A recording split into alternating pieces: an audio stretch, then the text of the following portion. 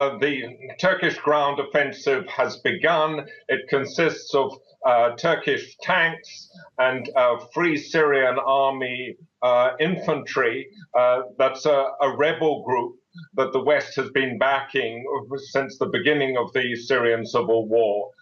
Prime Minister Binali Yildirim said the offensive aims to establish a 30-kilometer deep secure zone in northern Syria along the Turkish border. Now, the biggest target in that zone will be the town of Afrin, which is a town of 170,000 people, most of whom are Kurds, and they will be sympathetic to the Kurdish fighters whom Turkey is targeting. Yildirim said there are 8 to 10,000 terrorists in Afrin, and that is the estimated size of the Syrian Kurdish militia, the YPG.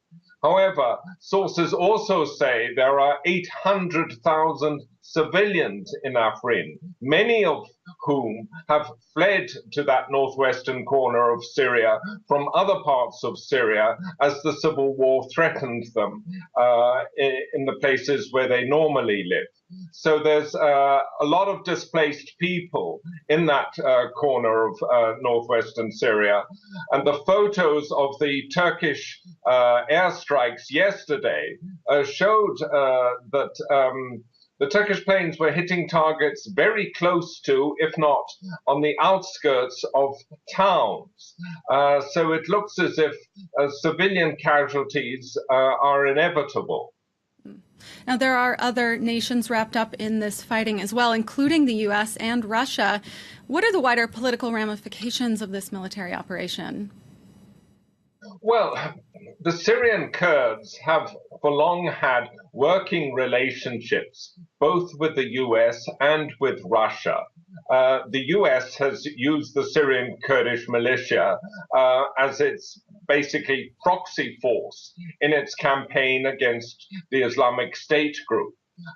And no other force has pushed the Islamic State group out of as many towns in northern Syria as the Syrian Kurds have. So it wasn't surprising when the US said last week that Turkey should not go into Afrin.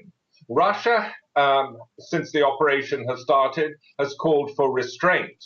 But if Russia wanted to do so, it could actually bring this offensive to a halt, because Russian aircraft control the airspace of northern Syria. And if they were to start targeting Turkish tanks, I'm sure Turkey would halt its advance. In Turkey, of course, the Kurdish opposition party, which is the third biggest party in parliament, is dead against this offensive. But the leader of the main opposition party, Kemal Kılıçdaroğlu, has changed his position.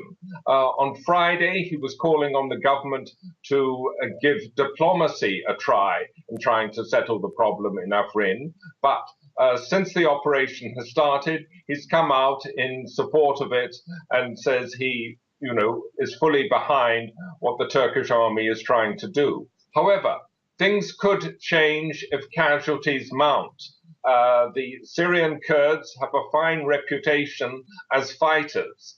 And if a lot of Turkish soldiers start coming back dead, then I think more and more questions will be asked in Turkey. Turks generally do not want to get stuck down in the Syrian swamp.